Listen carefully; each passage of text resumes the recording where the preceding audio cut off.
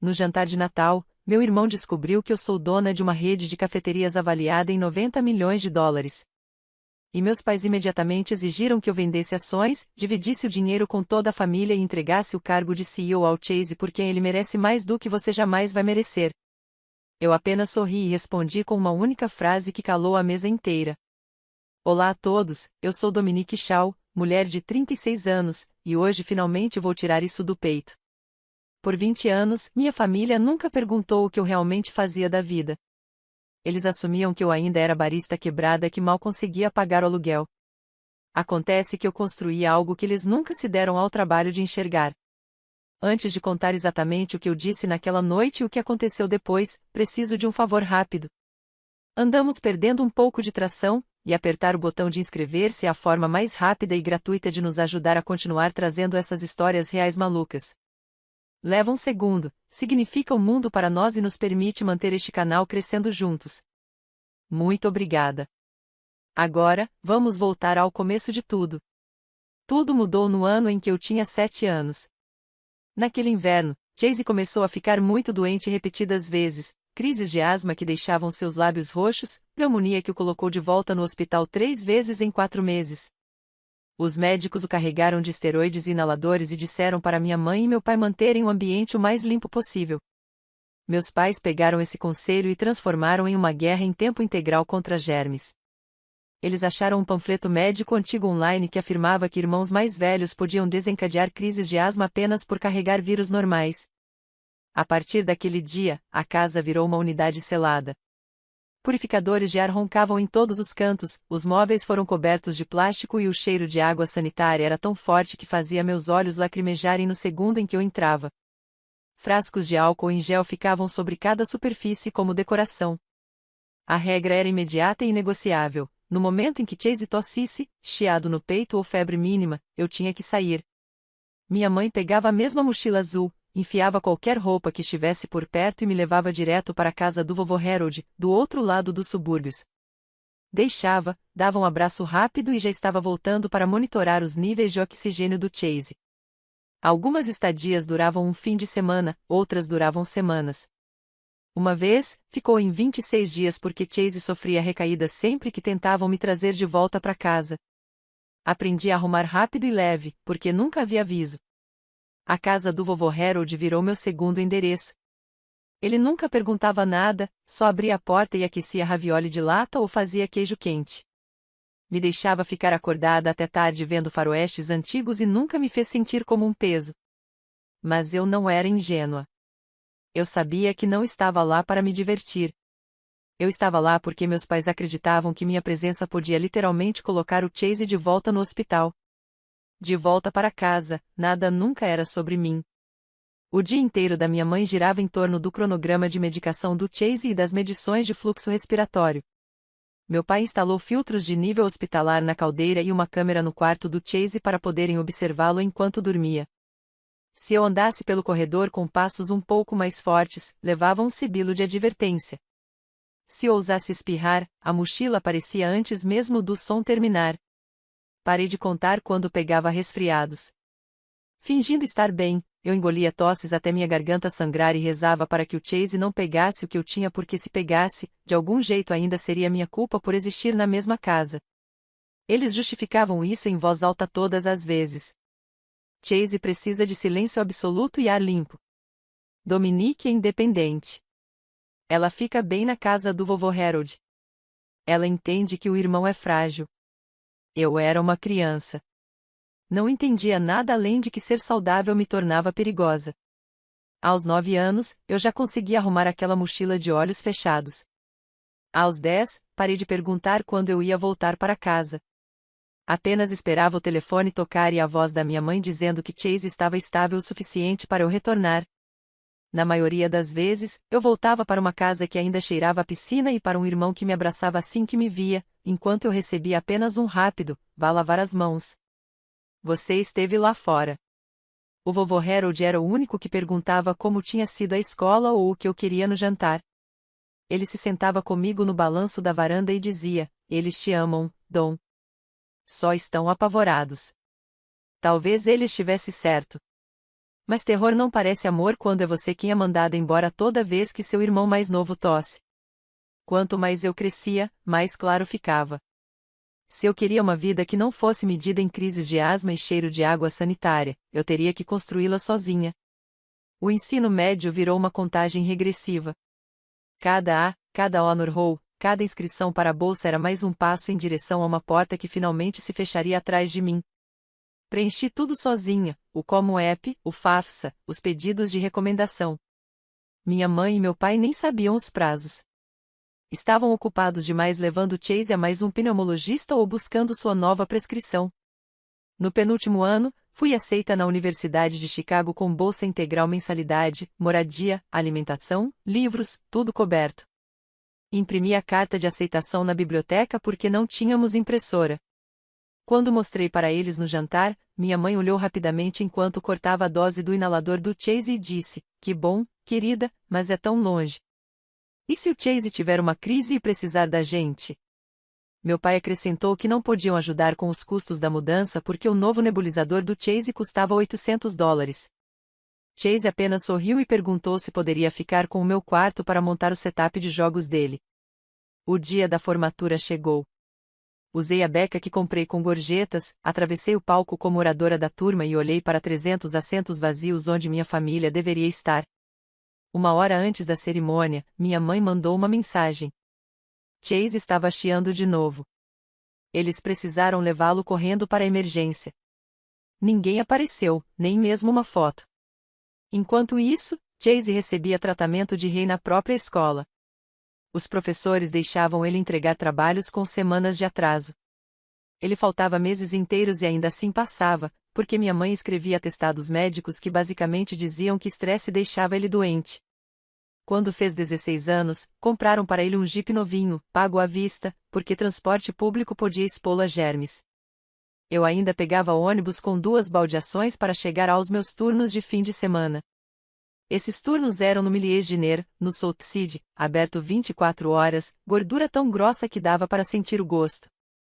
Comecei aos 14 anos com permissão de trabalho, servindo café, esfregando mesas, contando cada dólar para comprar livros e pagar depósitos de moradia. A dona, a senhora Alvarez, me dava gorjetas extras e pedaços de torta nas noites em que eu parecia cansada demais. Meus pais nunca perguntaram de onde vinha o dinheiro. Assumiam que eu estava com amigos. Eu mantinha a cabeça baixa, acumulava dinheiro numa caixa de sapatos debaixo da cama e observava o calendário. Cada dia do aluno aceito, eu fui sozinha. Cada tour pelo campus, paguei com gorjetas do Diner. Cada depósito, eu enviava pelo Western Union da mercearia da esquina. No dia em que me mudei para o dormitório, meu tio Kevin me levou porque minha mãe e meu pai estavam novamente no pronto-socorro com o Chase. Ele me entregou $500 em dinheiro e disse que o vovô Harold tinha guardado aquilo da aposentadoria dele. Esse dinheiro comprou meu primeiro laptop de verdade. A faculdade era liberdade embrulhada em exaustão. Aulas às 8 da manhã, biblioteca até fechar, depois turnos de fechamento e um café do campus para cobrir o que a bolsa não cobria. Eu nunca contei aos meus pais meu horário de aulas. Eles nunca perguntaram. Quando entrei na lista do reitor todos os semestres, os certificados foram para uma pasta que eles nunca viram. Quando Chase reprovou no primeiro ano da faculdade comunitária, eles pagaram tutores e um laptop gamer novo para reduzir o estresse dele. No último ano, eu estava funcionando à base de cafeína e pura determinação. Caminhei na formatura novamente, summa cum laude. E de novo, os assentos reservados para minha família estavam vazios. Desta vez, a desculpa foi que Chase teve uma reação ruim ao pólen da primavera. Tirei uma selfie no pátio, sozinha, sorri para ninguém e prometi a mim mesma que, daquele dia em diante, minhas conquistas pertenceriam somente a mim. No mês em que me formei, entrei numa torrefação minúscula em Vicker Park, procurando qualquer trabalho que pagasse mais que o mínimo. O lugar se chamava Bean and Leaf. 400 pés quadrados, piso de azulejo rachado, um torrador probata antigo que parecia um motor de avião, e um cardápio escrito à mão acima do caixa. Marco, o dono, me contratou naquela mesma tarde porque eu disse que podia abrir às 5h30 e fechar às 22h sem reclamar. Nos primeiros 6 meses, praticamente morei lá. Eu mantinha um saco de dormir e um tapete de yoga enrolados debaixo do balcão de preparo, dormia lá quando perdia o último trem e acordava às 4h15 para ligar o torrador antes que o primeiro entregador chegasse. Eu ficava em pé das 5h30 da manhã até 11 da noite, às vezes até mais tarde se acabasse algum lote de origem única. Mãos cheias de bolhas de tanto prensar, antebraços queimados de vaporizar leite, sapatos permanentemente encharcados de leite de aveia derramado. Eu provava a cada grão que entrava pela porta etíopes naturais brilhantes que tinham gosto de mirtilo e champanhe, ôneis da Costa Rica com pêssego e jasmim, geixa do Panamá que custava mais por libra do que filé mignon. Os clientes começaram a pedir pela garota que conhece os etíopes e esperavam mesmo quando a fila estava saindo pela porta. Eu mantinha um caderninho preto Moleskine atrás do caixa e anotava a cada tempo de extração, cada nota sensorial, cada proporção que fazia alguém fechar os olhos e sussurrar, caramba. Depois de fechar, eu ficava sozinha afinando novos blends na máquina reserva, limpando moedores até às 2 da manhã só para testar mais uma variável. Marco finalmente me deu uma chave e disse para eu trancar quando terminasse. Algumas noites, eu simplesmente não ia embora. Um cliente fixo, Paul, aparecia toda terça e quinta exatamente às 7h12, usando um terno azul marinho sob medida. Sempre pedia um dopio ristreto na xícara de cerâmica, sem leite, sem açúcar. Depois de 3 meses, ele percebeu o saco de dormir debaixo do balcão e perguntou por que eu vivia como uma fugitiva. Eu ri no começo, depois contei a verdade. Eu estava tentando construir algo que ninguém pudesse tirar de mim. Ele terminou o expresso, deslizou um cartão de visita bege pelo balcão e disse, me ligue quando tiver algo para mostrar. Liguei para ele 9 meses depois, com uma apresentação de 53 páginas que escrevi no metrô entre turnos duplos. Northleague Coffee, lojas pequenas, só espaço para ficar em pé, sourcing direto e obsessivo, baristas treinados como sommeliers do cheiro, preços 20% acima do mercado porque qualidade não é barata. Paul leu tudo em uma noite e me apresentou a 2 investidores anjo. Na semana seguinte, eles escreveram o primeiro cheque de $300 mil em um guardanapo, no mesmo balcão onde eu costumava dormir. 18 meses depois, a primeira Northleague abriu no Logan Square. 800 pés quadrados, balcões de madeira de demolição, 100 cadeiras, estações de coado como altares. Vendemos todos os grãos no terceiro dia. A segunda unidade abriu no West Loop 11 meses depois. Depois Milwaukee, depois Madison. Cada nova loja financiava a próxima. No 5º ano, levantamos uma rodada seed formal de 4 milhões, mudamos para um modelo de franquia super controlado, onde eu ainda aprovo cada perfil de torra e cada novo franqueado pessoalmente, e eu finalmente me mudei do estúdio acima da torrefação original, que cheirava permanentemente a açúcar queimado. A série A veio no 7º ano, 18 milhões com valuation pré-money de 50 milhões. A série B fechou 14 meses atrás, mais 38 milhões, empurrando pós-money para exatamente 90 milhões. 9 lojas agora, em 6 estados do meio-oeste. Flagship em Chicago, Milwaukee na Orla do Lago, Madison perto do campus, Minneapolis no centro, Center. Louis no Central West End, Denver no Reno, Kansas City em Crossroads, Omaha no Old Market, Des Moines no East Village. Cada unidade lucrativa em menos de 6 meses. Cada saco de grãos ainda torrado naquele probato original. Eu me recuso a aposentá-lo. O logo White Peak em azul marinho é reconhecível a 3 quarteirões de distância. E minha assinatura ainda está em cada novo contrato de franquia. Eu possuo 58% da empresa. Os investidores têm o resto, e meu nome permanece sozinho no topo do cap table. Nunca falei nada disso em casa. Quando minha mãe perguntava o que eu fazia, eu dizia que administrava alguns cafés pela cidade. Meu pai resmungava que parecia estável. Chase revirava os olhos e me chamava de a garota do café todo Natal.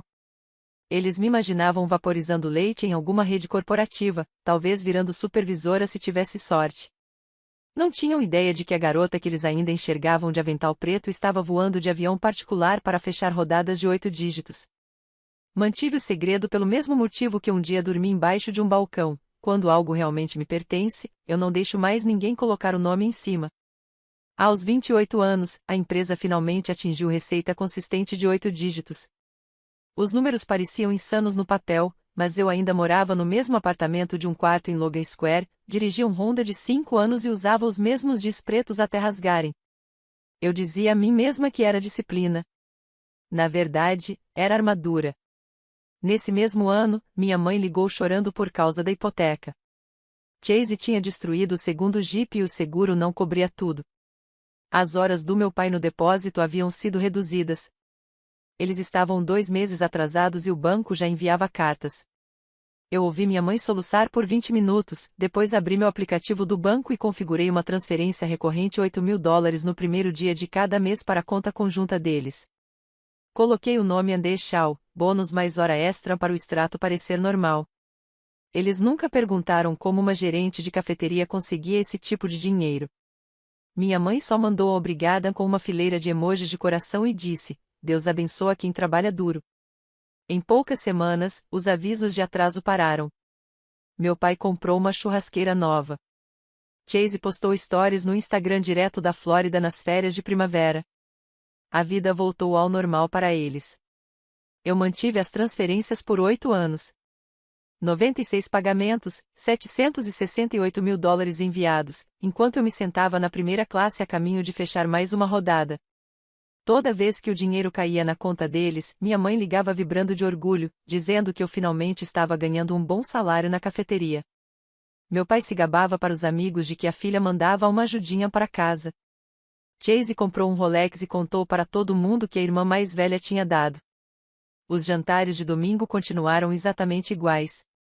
Eu chegava de legging da Target e moletom, carregando uma garrafa de vinho de $2. Minha mãe me abraçava e sussurrava: somos tão gratos pelo que você faz, querida. Depois passavam o resto da noite perguntando ao Chase sobre a entrevista de emprego mais recente dele ou a nova namorada. Meu pai dava um tapinha no meu ombro e dizia: continue firme nesse café, garotinha. Você está indo melhor do que esperávamos.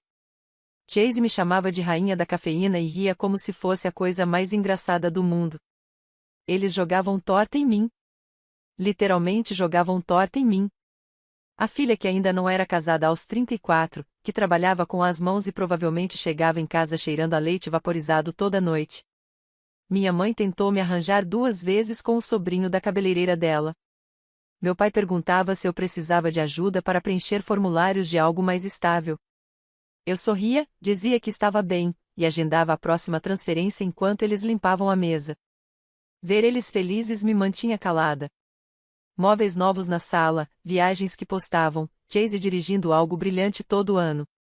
Doía menos quando eu fingia que o dinheiro me comprava um lugar na mesa. Mesmo que fosse a mesma cadeira dobrável no canto, eu dizia a mim mesma que 8.000 por mês era o preço da paz. Eu podia pagar. Eles precisavam. E nunca precisariam saber de onde vinha de verdade. Todo Natal, eu via minha mãe pendurar um novo enfeite escrito "A família é tudo". Enquanto o fundo dos enfeites era literalmente minha transferência silenciosa. Todo aniversário, Chase ganhava um cartão com dinheiro que eu colocava escondido, e ele me abraçava dizendo: valeu, mana. Você é a melhor barista do mundo. Eu ria junto porque a alternativa era destruir a única versão de família que eu já conheci. Eu usava a máscara da barista quebrada como se fosse sob medida. Cabelo preso num coque bagunçado, sem joias, só um relógio de $10 com a tela rachada. Quando a Forbes publicou uma notinha sobre marcas de café de rápido crescimento no meio oeste e citou a CEO da Northleaf, Andy Shaw, eu fiz questão de que ninguém em casa visse. Quando a empresa entrou na lista da Inc. 5000, eu comemorei sozinha com comida delivery no meu sofá. O segredo virou um tipo próprio de vício. Ver eles gastarem meu dinheiro enquanto me tratavam como o caso de caridade da família era retorcido, mas era meu.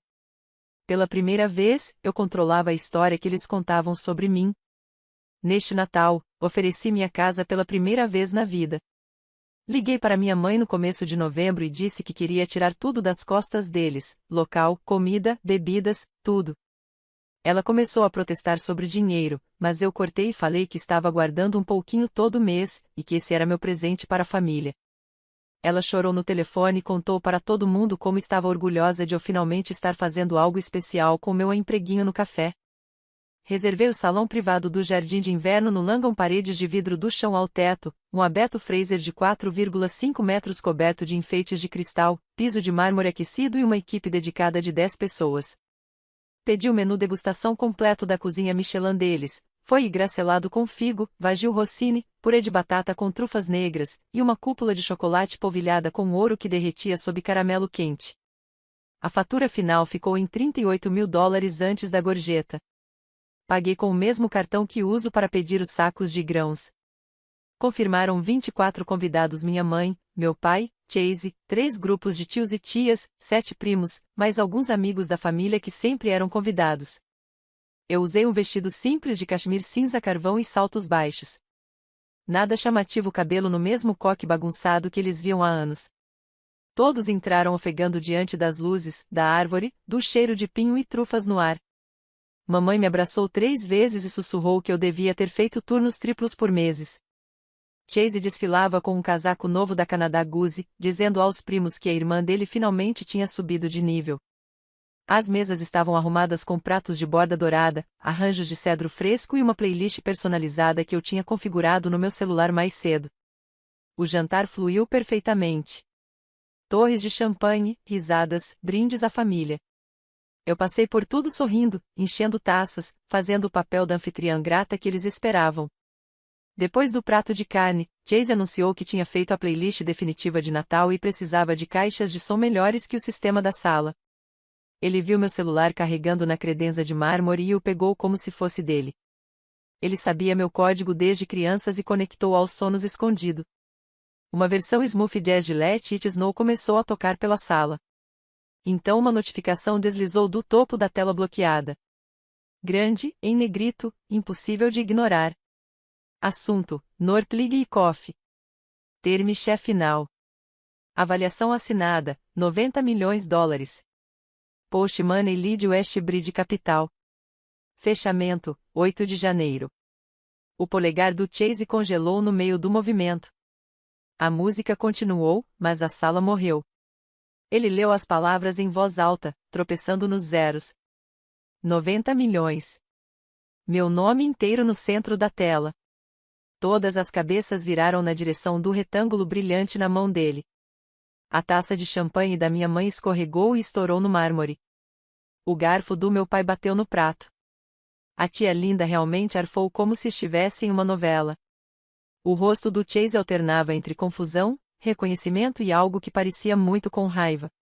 O celular de alguém piscou tirando foto da tela. Meu coração batia tão forte que eu senti nos dentes. O calor subiu pelo meu rosto, mas eu forcei minha respiração a ficar firme, lenta, controlada. Caminhei até lá em velocidade normal, tirei o celular dos dedos subitamente moles de Chase e apertei o botão lateral até a tela apagar.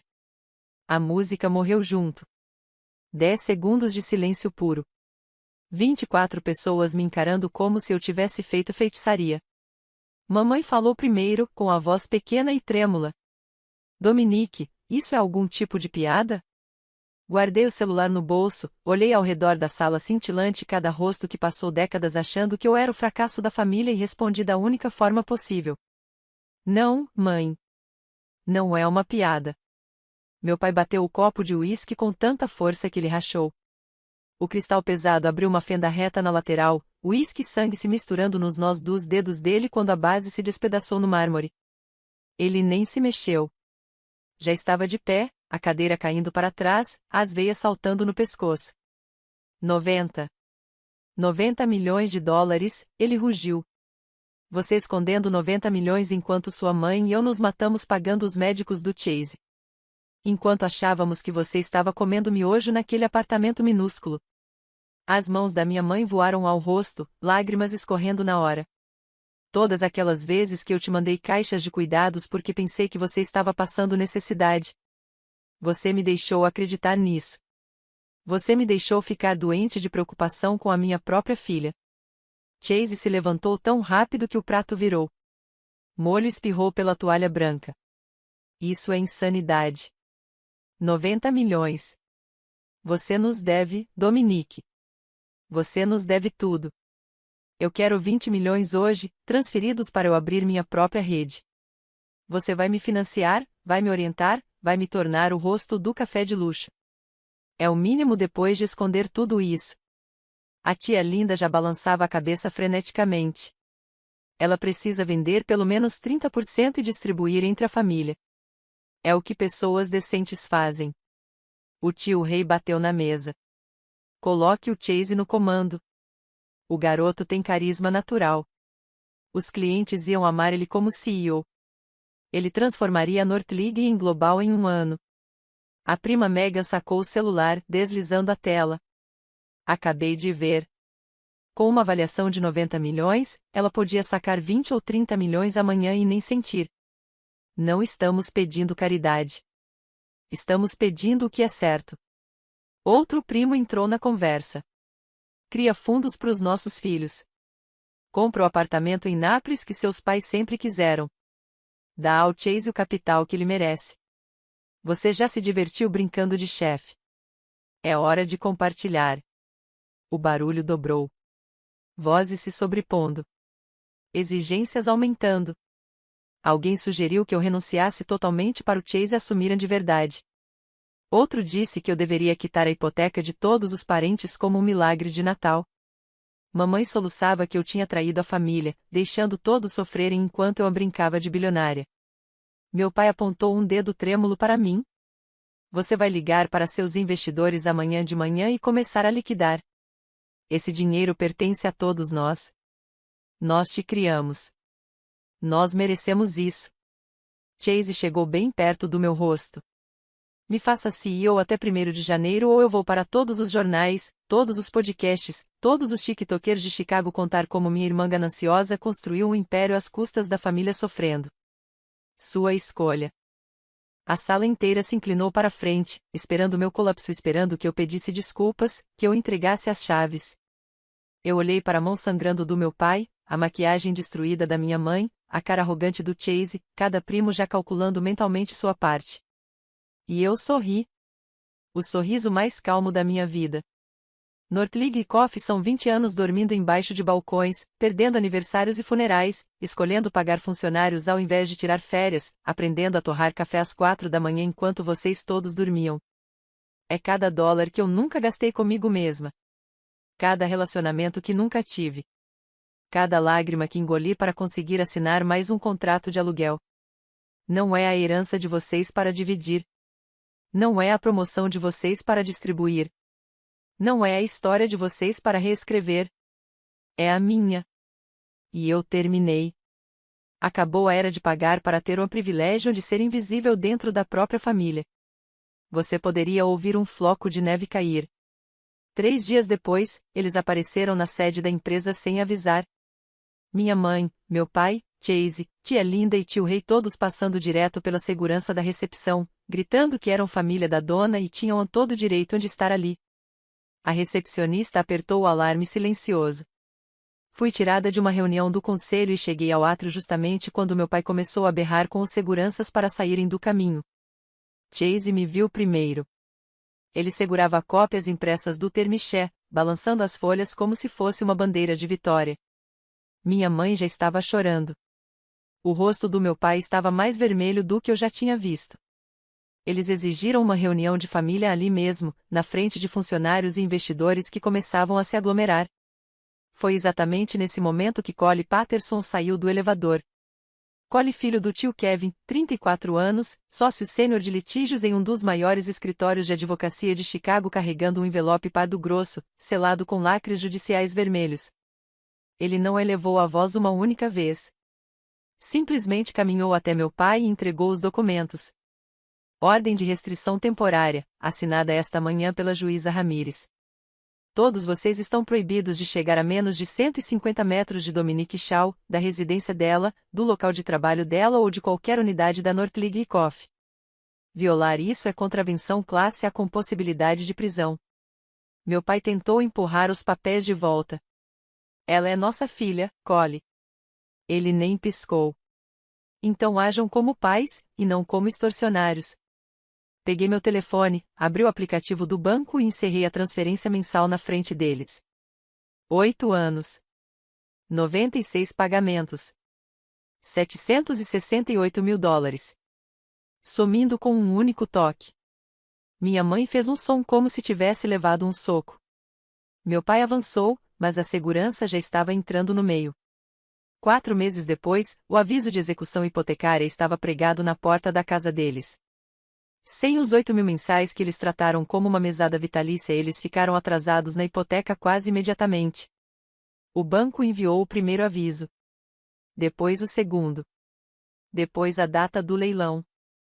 Eles perderam a casa no fim da primavera. Chase manteve o emprego de marketing por mais 9 semanas. Então postou um vídeo ao vivo de 47 minutos no Facebook chamado "A Minha Irmã Roubou a Fortuna da Nossa Família". A empresa demitiu ele naquela mesma tarde por violar a política de conduta nas redes sociais e trazer atenção negativa para a marca. Pelo que soube, agora ele dirige para um aplicativo de transporte e mora no estúdio do tamanho do meu antigo closet. Troquei todos os números de telefone, todos os e-mails, todas as contas por onde poderiam me contatar. Minha mãe tentou mandar cartas para o escritório corporativo. Foram todas direto para o cole. Meu pai apareceu bêbado em uma das lojas e acabou sendo escoltado pela polícia. A ordem de restrição se tornou permanente 6 meses depois. Em setembro, lancei o North League Children's Fund com uma doação pessoal inicial de $5 milhões. Nós pagamos por terapia, moradia de emergência e bolsas de estudo integrais para crianças que cresceram como bode expiatório da família enquanto um irmão era colocado em um pedestal dourado. A primeira beneficiária foi uma garota de Milwaukee cujos pais passaram toda a infância dela dizendo que ela era menos importante porque o irmãozinho tinha asma. A carta de aceitação dela na faculdade está emoldurada acima da minha mesa. Algumas pessoas dizem que você só tem uma família. Talvez isso seja verdade para elas. Para mim, família são as pessoas que enxergam o seu valor sem precisar tirá-lo de você. Eu construí o North League com as mãos congeladas às 4 da manhã, com lágrimas que nunca deixei ninguém ver. Com cada sacrifício que escolhi fazer, ninguém tem o direito de reivindicar nada agora. Nem por dinheiro, nem por culpa, nem pela palavra família. O sangue pode ser espesso, mas a paz é mais espessa. E pela primeira vez em 36 anos, finalmente encontrei a minha.